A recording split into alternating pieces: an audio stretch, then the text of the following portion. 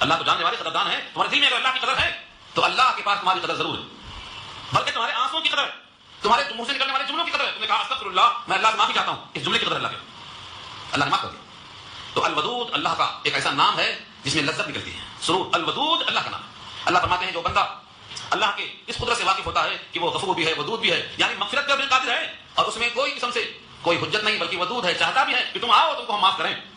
دروازے پہ لکھا ہے ادعونی استجب لکم, مانگو میں دوں گا. بلکہ دوسری آیت میں یہ ہے کہ جو نہیں مانگتا تکبر کی وجہ سے میں اسے جہنم میں ڈال دوں گا کہ مجھ سے مانگتا کیوں نہیں ہے.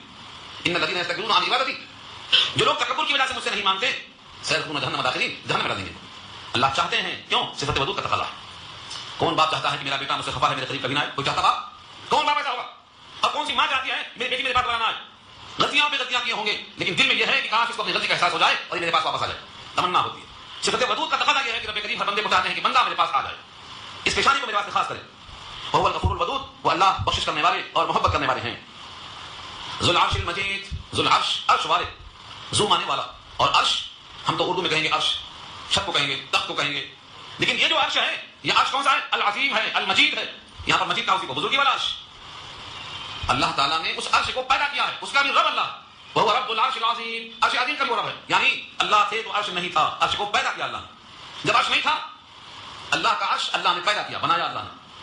وکان عرشہ علی الماء, اللہ کا عرش پانی پر تھا, اللہ نے عرش بنایا, اللہ نے کرسی بنایا, یہ سب اللہ کی مخلوق ہیں, اللہ نے ان کو پیدا کیا. وہ عرش کیسا ہے؟ ساری کائنات زمین اور آسمان کتنے ہیں ان کی وسعتوں کو اندازہ نہیں کر سکتے آج تک لوگ. 7 زمین اور 7 آسمان, اور یہ سب اللہ کے عرش پہ, اللہ کی کرسی پہ آرام سے آ جائیں گے. ان کی کرسی اتنی وسیع ہے کہ 7 زمین 7 آسمان اس میں آ جائیں. کون بولتا ہے یہ؟ وسع کرسیہ السماوات والارض, 10 جملے ہیں کرسی, اس میں جملہ یہ وسع کرسیہ السماوات والارض, ان کی کرسی اتنی وسیع ہے کہ آسمان 7 آسمان اور 7 زمین اس میں آ جائیں. اور کرسی عرش کے مقابلے میں ایسی ہے جیسے بڑے میدان میں ایک انگوٹھی پھینک دو. بڑے میدان میں انگوٹھی کی کیا حیثیت ہے؟ وہ ہے عرش کے مقابلے میں کرسی, اس کرسی کا یہ عالم. اور وہ عرش کہاں ہے؟ 7 آسمان پہ ہے, اور ایک آسمان سے دوسرے آسمان کے درمیان 500 برس کا فاصلہ ہے. زمین سے آسمان تک 500 برس کا فاصلہ ہے. وہ بھی کس کے لیے ہے؟ کون جائے گا؟ فاصلہ اتنا ہے, کون طے کرتا ہے؟ وہ الگ بات ہے. اب سوچو کیا مسافت ہے, کیا بلندی ہے, کیا عظمت ہے, کیا قدرت ہے. اس عرش کا یہ مالک ہے, ذو العرش المجید, بزرگی والے عرش کا مالک. دنیا میں ایک ملکہ بلقیس تھی, اس کا تخت بن گیا, تو اس تخت کی وجہ سے اس کو گھمنڈ آ گیا, حکومت بیٹھی ملکہ بلقیس, گھمنڈ تھا. اتنے لاکھ کرسیاں آتی ہیں, اتنے لاکھ لوگ بیٹھتے ہیں. حضرت سلیمان نے کہا اس کا عرش اٹھا کے لاؤ, عرش اٹھا کے لاؤ. ایک نے کہا ہمیں ٹائم دو, کتنا؟ ذرا کھڑے ہو جاؤ, پھر آپ بیٹھ جاؤ. کہا تم بہت ٹائم مانگتے ہو, اتنا ٹائم نہیں. دوسرا بولتا ہے آپ پلک چھپو میں حاضر کرتا ہوں, کلم ہل بسر, پلک چھپو میں حاضر کرتا ہوں. انا آتی کبھی ہی قبل ان یرتد الیک طرفک, آپ کی پلک چھپو. ایک بادشاہ سلیمان علیہ السلام اس کا تخت اٹھا کر لاتے ہیں پلک چھپکنے کی مقدار میں, اور جب بلقیس آتی ہے یہاں تک پہلے سے موجود ہے, کچھ یہی طرح ہے, اس کی حالت بگاڑ دیا تھا, کچھ اس میں سے جواب نکال دیا تھا, سونے نادی الگ کر دیا تھا. اب وہی ہے بھی نہیں بول سکتی, وہ نہیں ہے بھی نہیں بول سکتی, کام نہ ہو گویا کہ وہی ہے بولتی. اللہ نے یہ طاقت دیا ہے ایک سلیمان جیسے انسان میں, ساری کائنات کا تخت اٹھا کر لانے کے لیے یہ طاقت بخشا ہے اپنی مخلوق میں. وہ خود کتنا طاقتور ہوگا جو عرش عظیم کا مالک ہے. اس کا حکم توڑنے والوں, یہ اللہ بتانا چاہتے ہیں کہ ہم سوچ کے دیکھو کس کا حکم توڑ رہے ہو تم, جو غفور بھی ہے, جو ودود بھی ہے, جو عرش مجید کا مالک بھی ہے, تم کس کا حکم توڑ رہے ہو.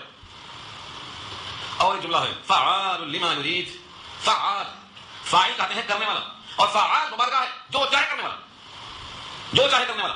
فعال, ہمارے پاس فعال کہتے ہیں متحرک کو, متحرک مانے ابقری شخص, ڈائنامک آدمی, جو چاہے وہ کر سکے.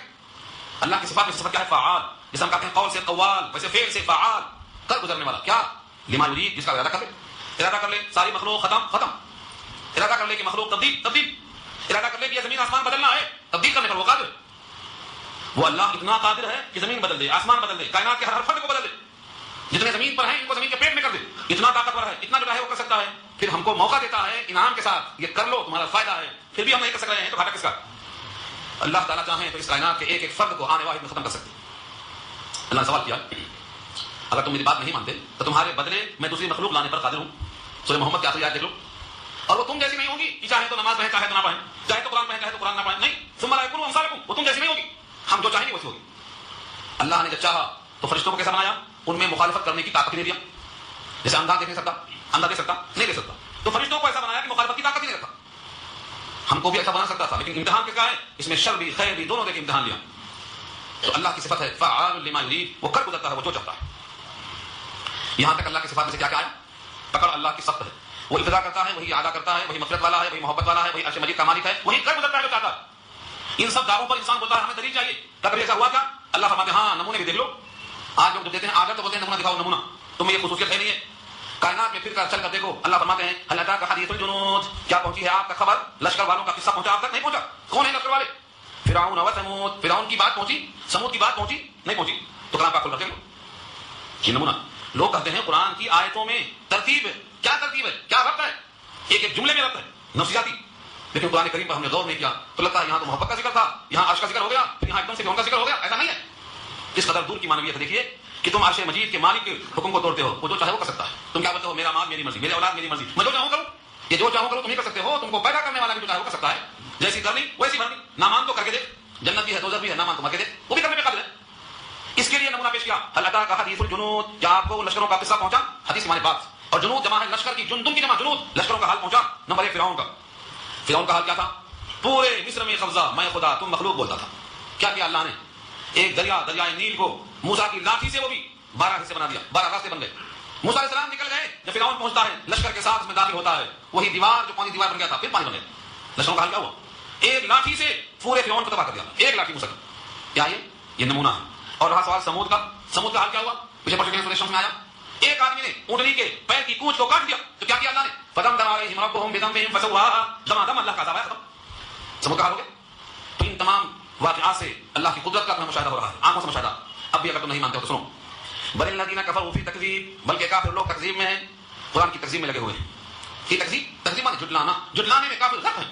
قرآن کو جھٹلا دیا, کہا یہ کلام شاعرانہ ہے, ساحرانہ ہے, جادوگر کا ہے.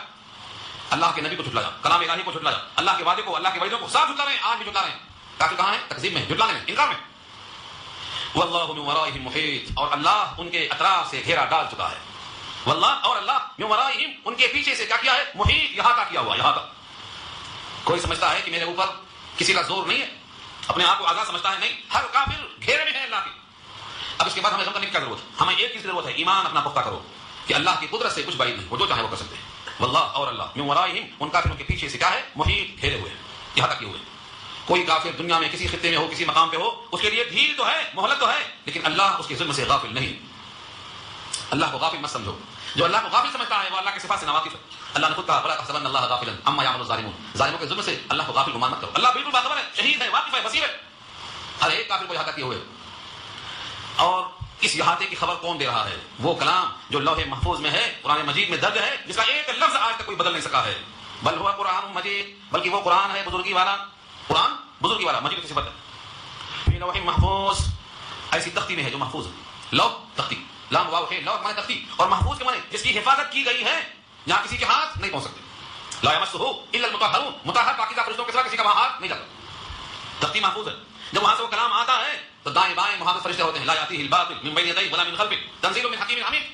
حمید اور حکیم کا اتارا ہوا کلام آگے پیچھے دائیں بائیں فرشتوں کا نزول ہوتا. اور جب اترتا ہے تو قلب مصطفیٰ پہ, وہاں بھی دخل دینے کا اختیار نہیں. نکلتا ہے تو زبان مصطفیٰ سے, وہاں تبدیل کا کسی کو اختیار نہیں. کروڑوں انسان اپنے سینوں میں محفوظ کر چکے ہیں, اس کلام میں تغیر کی گنجائش نہیں ہے. جو کلام بدل نہیں سکتے وہ کلام کے انجام کو کیا بدلیں گے؟ اللہ نے فرما دیا بل ہوا قرآن مجید, بلکہ وہ قرآن بزرگی والا ہے, اور ایسے تختی میں محفوظ ہے جہاں کسی کا ہاتھ اور خود نہیں ہوتا. اس پورے کلام کا خلاصہ کیا نکلا؟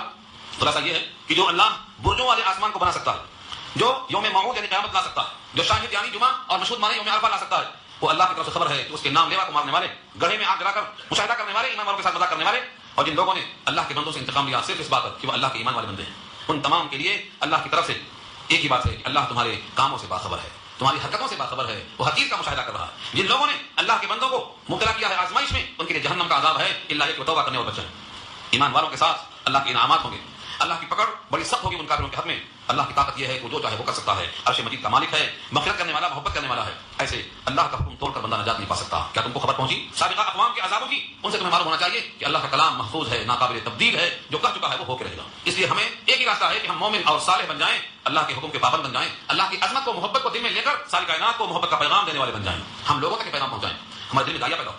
جتنے لوگ یہاں بیٹھے ہیں سب سے میری درخواست یہ ہے کہ آپ اللہ کے کلام کے داعی بن جائیں, اللہ کے کلام کو ان تک پہنچائیں یا ان کو کلام اللہ تک لائیں. یہ آپ کا فریضہ ہے, اس سے آپ کی صالحیت میں اور اجر میں اضافہ ہوگا. ایسے بندوں سے اللہ پیار کرتے ہیں. جو بندہ اللہ کے کام کرتا ہے اللہ اس بندوں کو محروم نہیں کرتا. جو قرآن میں مشغول ہو جاتا, اللہ کو فرماتے ہیں جو قرآن میں مشغول ہو جاتا اور مجھ سے مانگ نہیں سکتا, اس مشغولیت کی وجہ سے سارے دنیا میں جتنے لوگ مانگنے والے ہیں ان سب سے زیادہ بغیر مانگے اس کو دوں گا. یہ وعدہ ہے اللہ. من شغلہ القرآن عن ذکری و مسألتی, جس کو مشغول کر دیا قرآن نے, مجھ سے مانگنے کا موقع نہیں, کائنات میں جتنے مارنے والے ہیں ان سب سے زیادہ بغیر میں دوں گا. کیوں؟ میرا کام کر رہا ہے, میرا کلام میرے بندوں تک پہنچا رہا ہے. اس لیے اس کام کو ہلکا مت سمجھو. اللہ کے فضل و کرم سے یہ سلسلہ آپ کے پاس جاری ہے. اس میں اپنا تن من دھن سب لگا دو. یہ موقع پھر کبھی نہیں آئے گا. جب تک زندگی ہے, یہ محدود وقت ہے, اس سے آخرت کما لو. دنیا کما کر چھوڑ کے جاؤ گے, ہاں, اور آخرت کماؤ گے تو لے کر جاؤ گے. سارا وقت دوستوں کا نہیں ہے, کچھ وقت اللہ کی خاطر میں استعمال کرنا. یہ نصیحت ہے کہ سارا وقت دوستوں کا نہیں ہے, کچھ وقت اللہ کا بھی ہے. دعا کر لو اللہ تعالیٰ کرنا آسان فرمائے.